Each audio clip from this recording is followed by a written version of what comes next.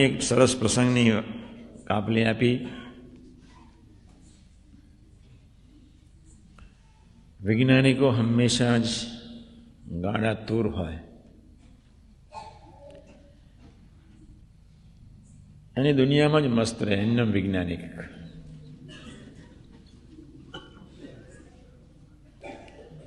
મેં હમણાં ગોષ્ઠી કરી.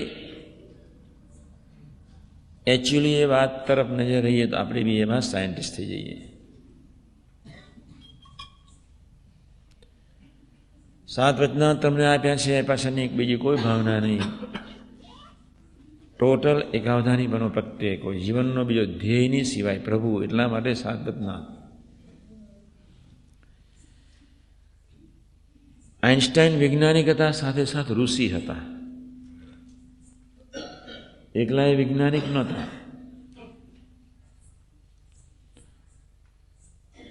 તમને ઘણા પ્રસંગોની વાતો આઇન્સ્ટાઈન મારેની કરી છે. બે પ્રસંગની વાત અત્યારે હું તમને ફરી કરી લઉં, વાંચી લઉં છું. આ સરસ વાત છે.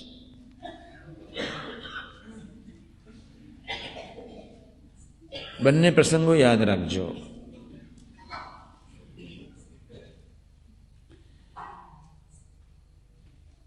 આપણને નહીં જેવા સામાન્ય પ્રસંગે અભાવ આવે, અરુચિ આવે, પ્રસંગમાં કાંઈ ના હોય.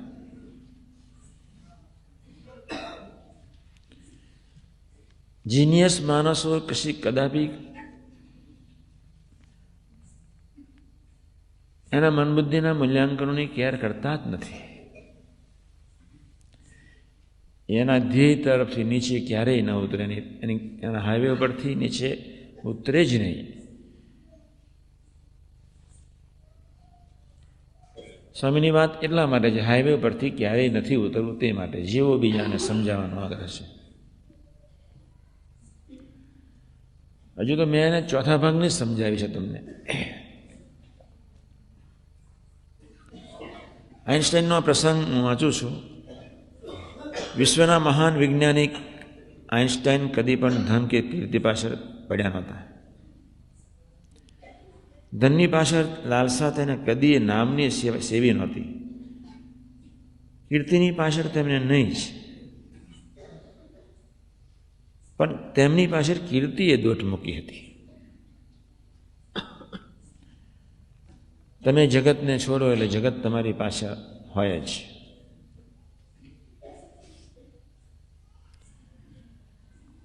તમે મનબુદ્ધિને છોડો એટલે મનબુદ્ધિ તમને સાથ આપે જ. પહેલાં છોડવા પડે. એ જ મનબુદ્ધિ તમને પોઝિટિવ બનાવે, સાથ જ આપી દે. તમે કોઈ એમ જ કરે. એટલે બે પ્રસંગ એટલે કહું છું. એ છે આઇન્સ્ટાઈનના જ. ન ધન જોયું, ન કીર્તિ જોઈ. કીર્તિ એની પાછળ દોટ મૂકીને પડી.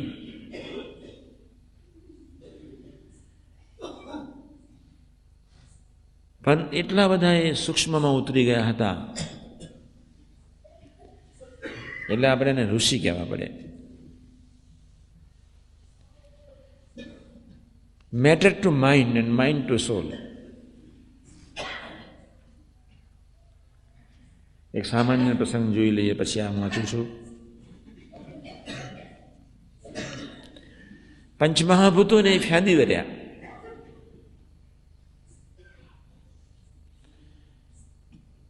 શરીરના પંચમહાભૂતોનું ધ્યાન ન રાખ્યું અને આ પંચમહાભૂતોને એને ફેંદી વર્યા. એટલી સૂક્ષ્મ થિયરી આપી ગયા છે.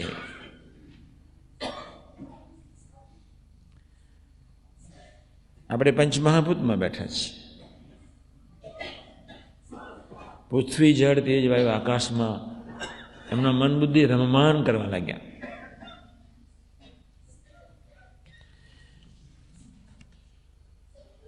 પછી એક દિવસ જ્યારે વિચારમાં એ ગાઢ નિંદ્રામાં ડૂબ્યા હતા, ત્યારે વિચારો બી આના જ.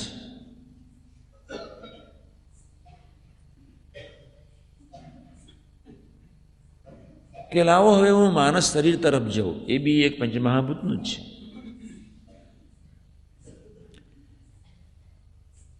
પછી એમને ઇન્વેન્શન શરૂ કર્યું.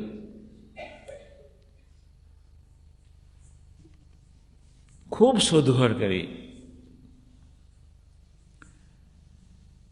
છેવટે એમને એટલું જ લખ્યું,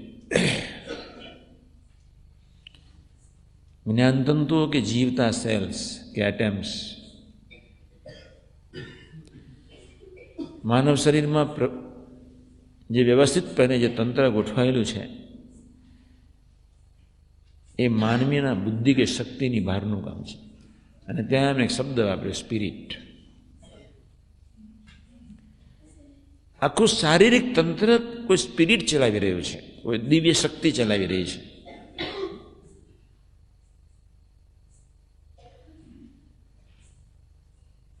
અને એ એમનું છેલ્લી રિસર્ચ હતી. બહુ ઊંડા ઉતરી ગયા હતા. સરદારની જેમ એટલું કહી શકાય કે જો 5 વર્ષ પૃથ્વી પર વધારે હોત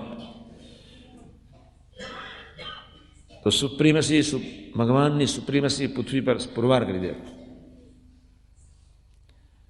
સરદાર 5 વર્ષ પૃથ્વી પર હોત તો ધર્મનું રાજ હોત. આઇન્સ્ટાઈન પૃથ્વી પર 5 વર્ષ હોત તો પ્રભુની સુપ્રીમસી જે વૈજ્ઞાનિકોના ભેજામાં બેસતી નહોતી, હવે તો ઘણા વૈજ્ઞાનિકો અત્યારે કહે છે જ. વૈજ્ઞાનિકોએ કહેવાનું શરૂ કરી દીધું કે આ જ્ઞાનતંતુમાં જે શક્તિ છે કોને મૂકી છે અમને ખબર નથી. હવે વિજ્ઞાની તો બોલવા માંડ્યા, આ ધબકારા કોને લઈને ચાલે છે એ અમને ખબર નથી. હાર્ટ માટે બી બોલ્યા, લેટેસ્ટ ન્યૂઝ છે આ. જ્ઞાનતંતુ કયા આધારે ચાલી રહ્યા છે એ અમને ખબર નથી. હૃદયના પલકારા કેવી રીતે ચાલે છે, કોણ ચલાવે છે એ અમને ખબર નથી. હવે વૈજ્ઞાનિકો માનતા થયા કોઈ ચલાવનાર છે, ધબકારાને ચલાવનાર. અત્યાર સુધી એવું કહેતા હતા ઓનલી મિકેનિઝમ છે, body is nothing but the mechanism. પણ હવે સાયન્ટિસ્ટો એવું કહેવા માંડ્યા, જ્યારે આઇન્સ્ટાઈનની થિયરી એ લોકોએ કંઈક વિચાર કર્યો ત્યારે, અને એ લોકો કંઈક ઊંડા ઉતર્યા ત્યારે એના કોઈ શક્તિ ચલાવી રહ્યું છે. હવે એ શું છે અમને ખબર નથી. બસ અત્યારની છેલ્લી રિસર્ચ ત્યાં સુધી બંધ થાય છે. માનવ શરીર માટે અને આ બ્રહ્માંડ માટે એ લોકોએ બહુ શોધ્યું. પછી શોધતા એ લોકો એક કક્ષાએ આવ્યા. પછી આઇન્સ્ટાઈન સૂઈ ગયા હતા, પછી ડૂબી ગયા. હફાળા જાગ્યા. સપનું સરસ પ્રભુએ આપ્યું. અને સપનામાં ભગવાનના જેને અવાજ થયા, 2-4 શબ્દો એમને સાંભળ્યા. March on.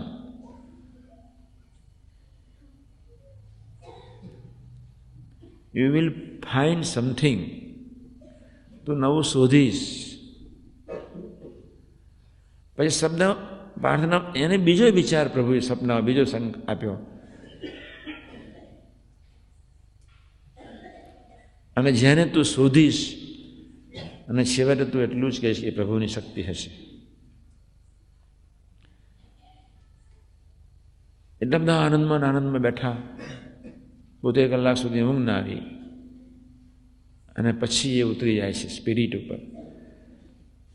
માઇન્ડ ટુ સોલ.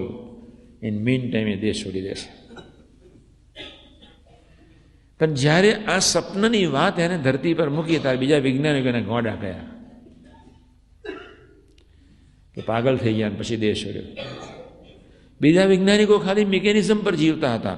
અને એવું દિવ્ય શક્તિની, દિવ્ય પ્રેરણાની જ્યારે વાત મૂકી ત્યારે લોકોના ભેજામાં એ બેઠી નહીં. વૈજ્ઞાનિકોએ પાગલ કહી દીધા. અને હિન્દુ સંતોએ એને ઋષિ ગયા. હિન્દુ તત્વજ્ઞાની પુરુષો એને ઋષિ ગયા. ઇન્ડિયન કલ્ચર અને પ્રદેશના કલ્ચરમાં આટલો ફેર છે. પ્રથમ 16 અને 18ના વતના એવા છે, આપણને એકાવધાની બનાવે છે.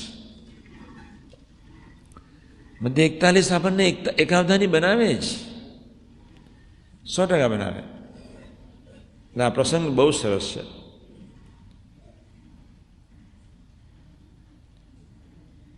પણ તેમની પાસે કીર્તિએ દોટ મૂકી હતી. કોઈ પણ દેશ એવો બાકી નહોતો રહ્યો કે જ્યાં આઇન્સ્ટાઈનની કીર્તિની સુવાસ ફેલાઈ ન હોય. અમેરિકાના સૌથી ધનાઢ્ય ગણાતા તે સમયના રોકફેલરના કારણે આ કીર્તિ પહોંચી ગઈ. એમને થયું કે મારા દેશમાં આવો મહાન વૈજ્ઞાનિક હસ્તી ધરાવે છે, એ તો મારા દેશનું એક અહોભાગ્ય છે, મારે વિજ્ઞાનીની કદર કરવી જોઈએ. એક દિવસ રોકફેલરે $45,000 એક ચેક $45,000 એક ચેક આઇન્સ્ટાઈનને ભેટ તરીકે મોકલી આપ્યો. $45,000. ચેક સાથે એક નોંધ પણ લખી મોકલી, જેમના જોડા ઊંચકવા માટે હું પણ યોગ્ય નથી એવા મહાન વૈજ્ઞાનિક આઇન્સ્ટાઈનને હું આ નજીવી ભેટ આપીને હું કૃતાર્થ બનું છું. આઇન્સ્ટાઈને કેટલો મહિમા એમને આઇન્સ્ટાઈનનો સમજાયો છે. રોકફેલર લખે છે મલ્ટી બિલિયનર, જેમ આજે બિરલા અહીંયા, ત્યાં અમેરિકામાં રોકફેલર. શબ્દ કેટલો ફાઇન વાપરે છે, મને બહુ ગમી ગયો એટલે હું વાંચું છું. જેમના જોડા ઊંચકવા માટે હું પણ યોગ્ય નથી એવા મહાન વિજ્ઞાની આઇન્સ્ટાઈનને આ નજીવી ભેટ આપીને હું કૃતાર્થ બનું છું.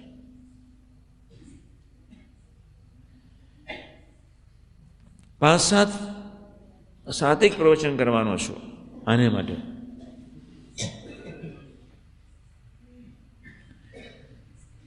તમે 7 પ્રવચનમાં વિશ્વાસ રાખીને ભજન કરજો, ભજન.